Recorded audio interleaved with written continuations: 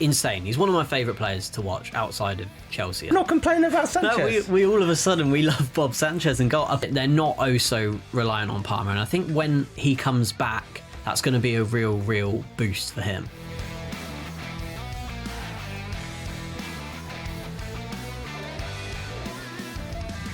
Hello and welcome back to another episode of Chelsea Exposed. This week I'm joined by Alex Harris of Chelsea Fan TV. Alex, how are you doing? I'm very well. Thanks for having me back. Good to be here. Gorgeous Chelsea shirt on as well for the episode, by the way. I've gone pretty neutral with my colour palette. Didn't whip out the Esteval shirt for this episode. But Esteval is someone we're going to be talking about a hell of a lot because Chelsea face Barcelona tomorrow as we record this. And before that, we're going to reflect a bit on a 2-0 win against Burnley. It was a win that was Chelsea's third successive clean sheet in the Premier League, third successive Premier League win. Great run of form if you discount the 2-2 draw away to Karabag in Baku. We can forget all about that and just talk about Premier League form because the win against Burnley was a good one, wasn't it, Alex? Yeah, it was a great win. It was a comfortable win. I think that's one of the key things as well is how many times have we won games or drawn, to be fair, and we just haven't looked comfortable. Yeah. That, for me, is one of the biggest takeaways, and it's going to be very, very positive going into other Premier League games. Plenty of sides that will sit back and give us possession like Burnley. They'll try and, they'll try and get us to break them down. But I don't think that this is really an indication of how we're going to play against Barcelona. Yeah. For me, this is just one of those games, maybe a bit like PSG, where I don't know what's going to happen. I think there's going to be a lot of goals. Barcelona concede a lot. We're a little bit shaky at times, although you said we just got 3 clean sheets in a row in the Prem. I think it's going to be a very entertaining fixture. So do I. We'll stick on Burnley a minute. We will get to Barcelona for those of you waiting at home because that is going to be a big game. We'll stick on Burnley for now. One of the key things I think we kind of learnt from that Burnley game, and Maresca, when we spoke to Maresca after the game, he said it in his press conference as well, is that Chelsea at the minute are preferring to kind of spread their goals around the team. So on 4 goals scored, they've got Enzo Fernandez, Pedro Neto, João Pedro. I think Moises Caicedo's on 3. Yeah. But they don't have a kind of 40 goal a season Erling Haaland machine striker. And say what you want about Liam Delap, maybe he'll develop into that kind of player. We don't know that yet. He could, but Chelsea's main source of goals in the past few seasons has been Cole Palmer. And I think personally that kind of dependence on Cole Palmer, I spoke to Pochettino a few seasons ago and he called them Cole Palmer FC. That was Chelsea's nickname, and that's very much what they have been in recent seasons. It's been Cole Palmer on form or nothing. Yep.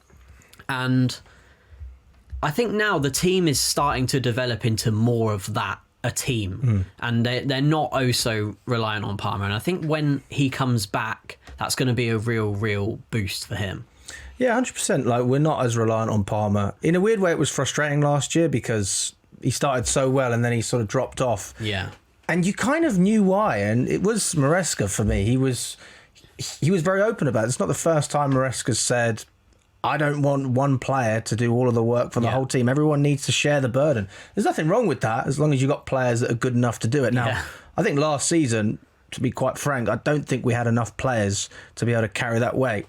First of all, I think we've improved. Second of all, we've gained confidence. Yeah. And we've signed players that I think are integrating more now and better than they would have if we'd signed them 2-3 years ago. Take Madueke as an example. Yeah. Like, you've got Gittins in. That's a good comparison. Gittins getting an assist against Burnley. His GA in a small amount of games is actually quite impressive. And Garnacho as well. I'm a fan of Garnacho. I don't think he's a bad signing. Obviously, he didn't play against Burnley, but what we've seen now is the start of a genuine spine. We've got the midfield spine there with Caicedo and Fernandez. Palmer when he's fit, hopefully Esteval. I would consider Pedro Neto to be a huge part of our spine. The fullbacks are set.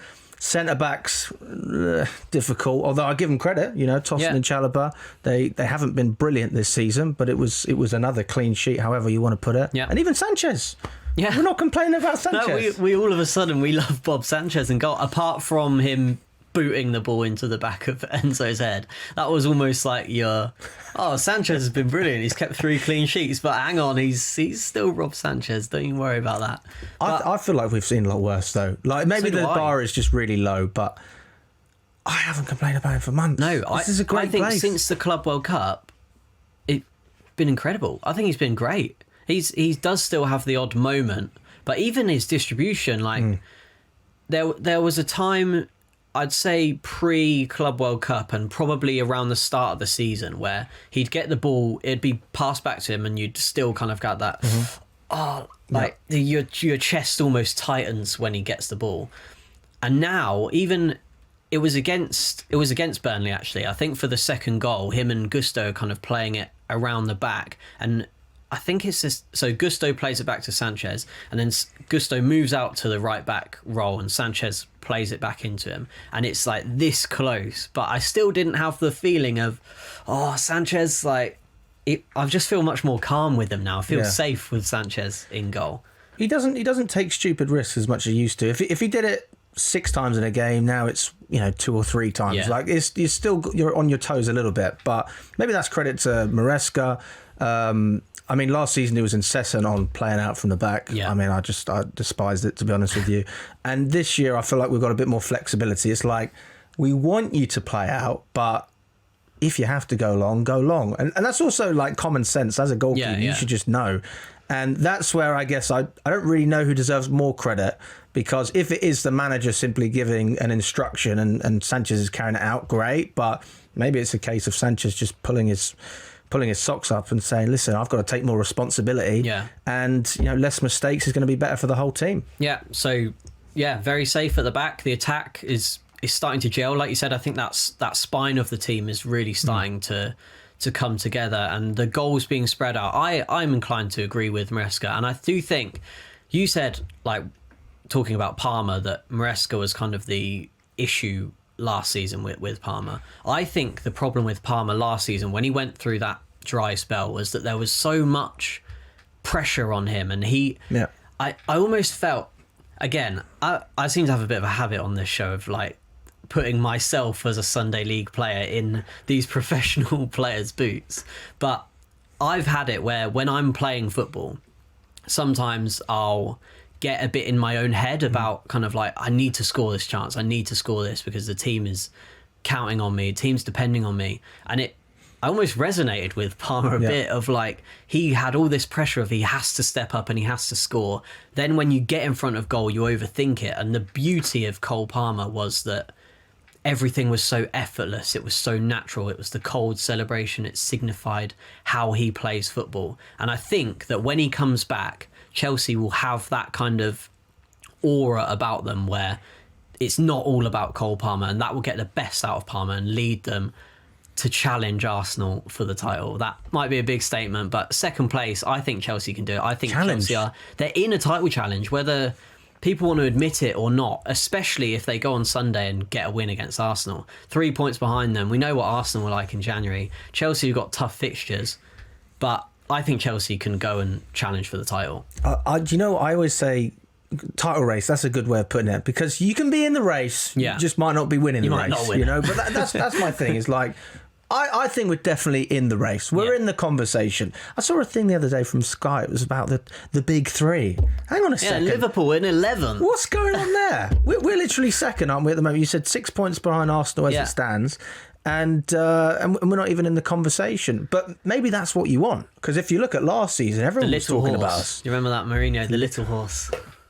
I mean, I don't know why people aren't giving us more respect. We have arguably the best midfield on paper that you can have in terms of depth. I think our wingers are so much more reliable. Like you speak about Palmer taking the pressure off of him. You got Esteval. Like I know we're going to speak about Yamal in a second. Yeah, of course. There's comparisons there.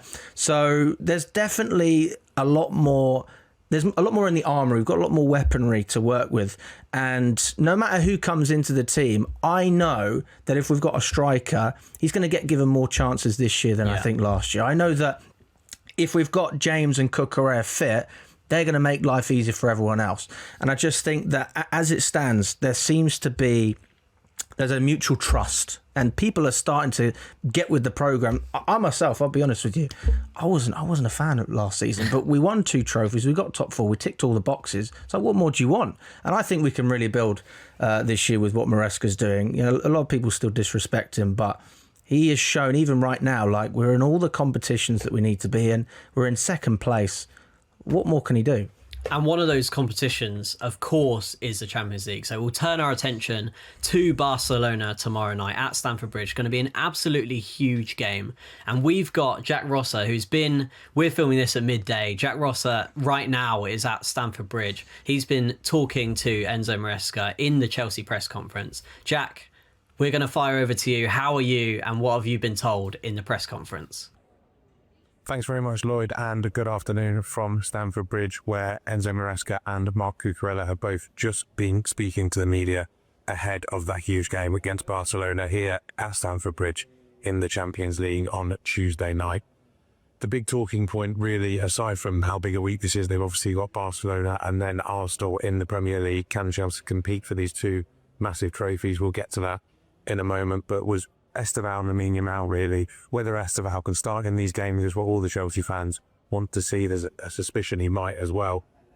Marc Cucurella really has a unique perspective on the 2 players. The Barcelona star who's done some incredible things for his club and for his country. That incredible goal in the semi-finals at the Euro 2024 in Germany, something that no one will ever forget. Esteval, obviously not quite there yet, but very impressive and on that sort of path, and Cucurella has played with the both of them and says that while Yamal has that deeper experience, that wealth of experience over a number of years in European and international football, Esteval, if he keeps doing what he's doing, will certainly get to that level. Quite funny as well, joking about how he prepared to face Yamal, someone he's played with, trained with, and will have to stop against Barcelona. He joked that he's asked Esteval to put some shin pads on in training so he can get ready and practice kicking him up in the air as they prepare to try and stop Lamine Yamal. So that's the contest that everyone wants to see tomorrow night. But in the bigger picture, Enzo Maresca obviously saying that he feels every game is big and you have to just go with that and tick each one off. But it doesn't get much bigger than Barcelona for a young player having their first season in the Champions League, a manager having his first season in the Champions League. Regardless of the result, it's a huge night, huge game for them, for an inexperienced side at this level, and a night and a week where they can prove whether or not they're ready to compete with these biggest teams in the Premier League and Europe. Cucurella sort of saying when they lost against Brighton United, everybody was writing Chelsea off as an inexperienced team, and now they've won a couple and they're second in the Premier League. That suddenly, in a fight with Farage, said, you have to be careful with that sort of thing. They need to stay focused, not get too excited if they have a big week, and not get too down if it doesn't quite go their way, because Chelsea could certainly make a statement this week. Thank you very much, Jack, from Stamford Bridge. Alex, a few things to learn from that press conference with Enzo Maresca. The first of all, the big talking point really when you play Barcelona is Lamine Yamal. Incredible talent. Second in the Ballon d'Or. Exceptional for Barcelona, exceptional for Spain. Just a one-of-a-kind, almost unique talent. Insane. He's one of my favourite players to watch outside of Chelsea. I think he's a credit to football and how football should be played in the same way that Esteval is for Chelsea. Yeah. Maresca has spoken about a lot of comparisons between the two, obviously. Esteval's still new to the Premier League, still new to European football. He said Esteval's already playing at a very high level. He's starting for Brazil. He's very young. He can do many things really well, and we're very happy to have him. People who love football love to watch Esteval and Lamine Yamal. 100%. I mean, can't disagree, can you? There's not really much more to say about it. I mean, we were speaking before, and we were saying, like, what if we're trying to be really biased as Chelsea fans? How can you actually put Esteval above Yamal in any bracket? And obviously, he's not been playing as long at the highest level. A little bit different in terms of their careers and how they've gone. But I think it's very difficult to put Esteval ahead of Yamal in any sense. And that's not even a criticism of Esteval. It's just that is how good Yamal is as a player, and he's so talented. He's beautiful to watch. He's got GA, doesn't take penalties, and still able to pull up numbers. So nobody can say just stat pads. He is just remarkable, to be quite frank. And the one thing that does give me confidence for Yamal is that we have Cucurella there. I think he's the best centre-back to take him on. They're teammates. He's obviously trained with him for Spain. I think that will have some sort of an impact. Yeah. Hopefully he gets a little bit of support from somebody else, because I can't imagine you're just going to leave Cucurella one-on-one with Yamal, whether that's maybe Garnacho or someone else tracking back, whoever starts. I wouldn't be surprised Neto on the left. Actually, yeah, that would make sense. He works very hard defensively. This is the other thing as well. Like, people don't appreciate defensive work rate from wingers. Yeah. And I know Neto got his goal against Burnley, but why do people not talk about him? We're talking about Estevao and Yamal. Unbelievable. The eye test doesn't lie. We know that they're extremely talented, but Neto for me is so important, and different type of player to Yamal. Not as pretty on the eye, but they all have their value. Yeah, of course. I think I probably owe Jack a bit of an apology. If you watched the episode a couple of weeks ago, you'd have seen me say that Estevao and Yamal are in the same bracket, and I do still believe that they're similar brands of footballer. They're similar types of player, but this morning I was writing a piece about comparing Estevao and Yamal. It'll be in the Chelsea Files tomorrow. If anyone wants to read it, search for Chelsea Files and you'll find it. But when I compared the stats, I tried to compare them per 90, because Estevao, obviously, a lot of his appearances have come from the bench. I thought maybe if you compare the stats per 90, Estevao might match up a bit better. It's not close. It's a great player in Estevao being compared to one of the best in the world in Lamine Yamal. The goal assist numbers since obviously such a young age. And I'm still not saying Estevao can't be better than him, because I do truly believe he can be better than him in the coming years, in the coming seasons, once he's played more frequently. But wow, Yamal's numbers, and it's not just that, it's when you watch him, he's so enjoyable to watch. I was at the Ballon d'Or. I didn't have a vote, but I was there, and if I did have a vote, he would have got my vote over Dembele, because I think he's the type of player, exactly how Maresca said, they're the type of player that you go and you pay your ticket to watch players like that. And being at the Bridge tomorrow, I'm personally really excited, not only as a journalist, but as a fan, to sit there and watch Lamine Yamal and Estevao, as I am every week to sit and watch him. But to see Yamal in the flesh, I'm so excited to see him play. He's a pretty likeable guy. I think he gets a lot of stick, a lot of stick. But like, Yamal seems like a pretty nice kid. I mean, he's only a kid, isn't he?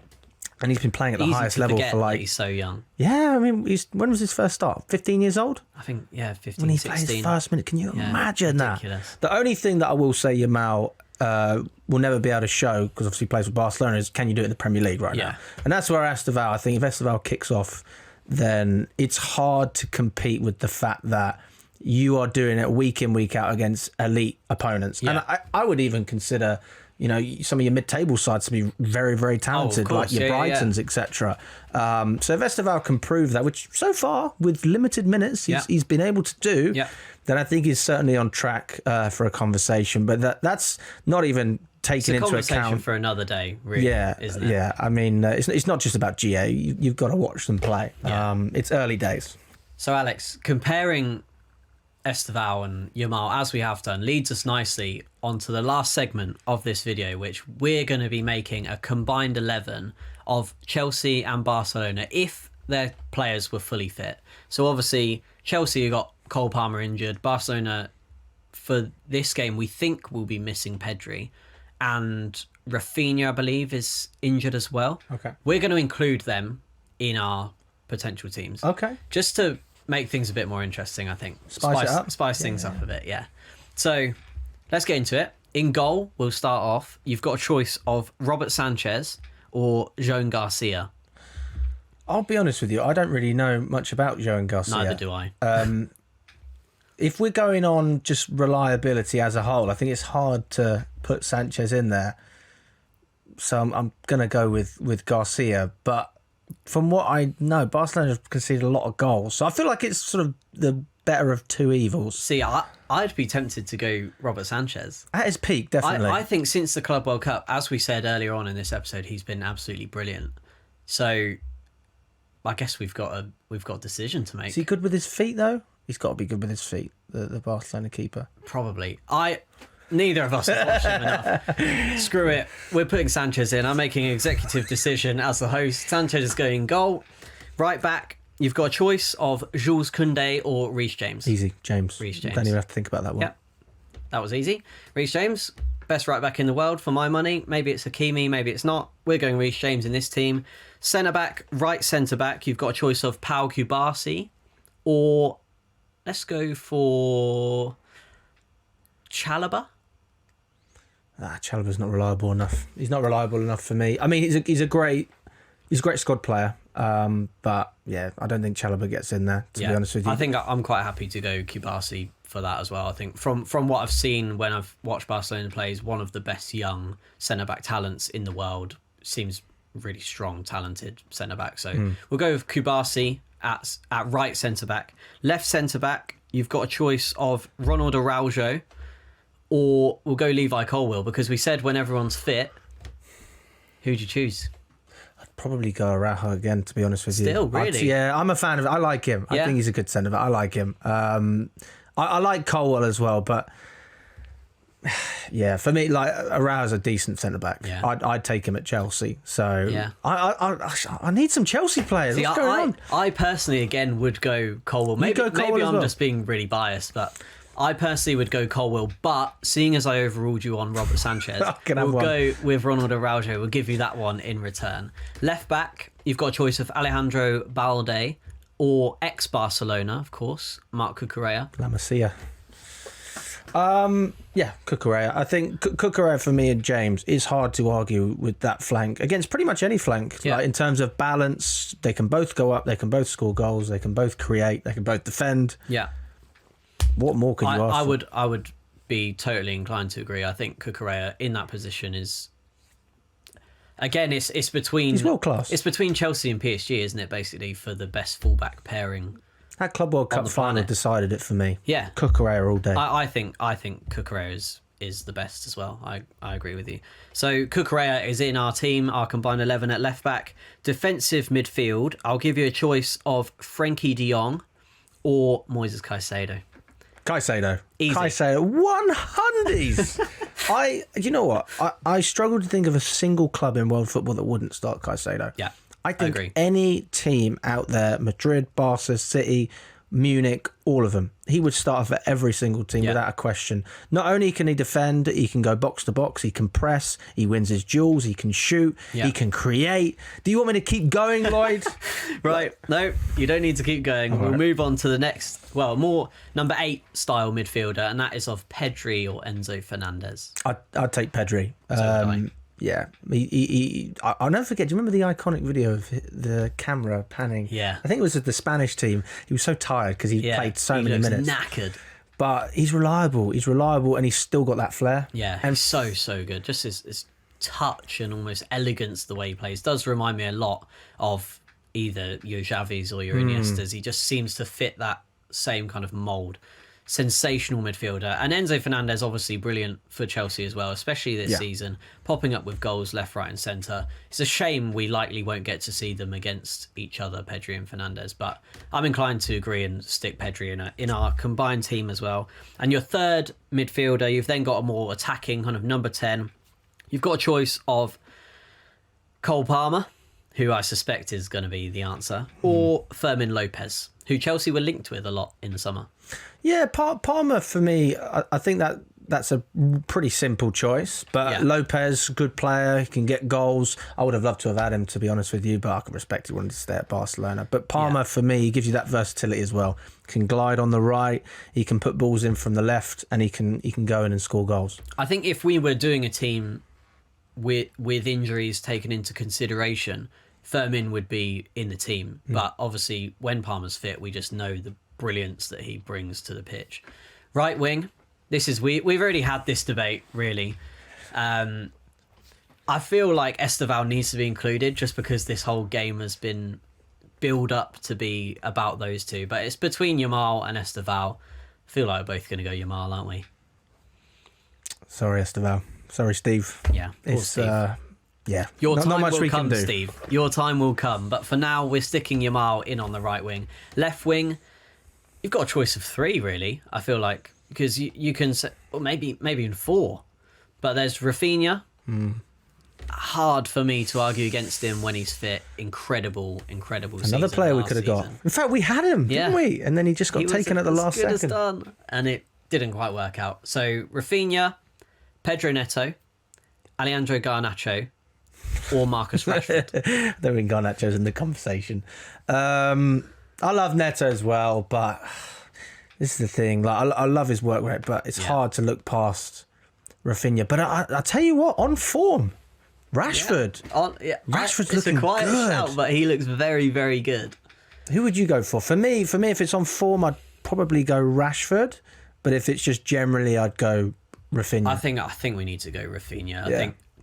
We can't discredit what he's done in the past season, and I think by the same token that we're putting Palmer in, we put Rafinha. That's fair. Because look, we know that if it was on form, it would be Firmino in the attacking midfield, Rashford on the left, probably Yamal on the right, and. Can Delap get in there? No, he can't. But yeah, we're gonna go for Rafinha on the left, Palmer in the middle, Yamal on the right, up front. It's Lewandowski, isn't it? It's Lewandowski, Delap, João Pedro. The answer's Lewandowski. Mark Guiu? The answer's Lewandowski. Fair enough. So that is our combined 11. We'll walk you through it one more time. So we've got Robert Sanchez in goal after I vetoed Alex over Joan Garcia. Right back, we've got Reece James. Centre backs, we've got Pau Kubasi and Ronald Araujo after Alex vetoed me for Levi Colwill. Left back, we've got Marc Cucurella. Defensive midfield, Moises Caicedo. Number 8 is Pedri. Number 10 is Cole Palmer. Right wing is Lamine Yamal.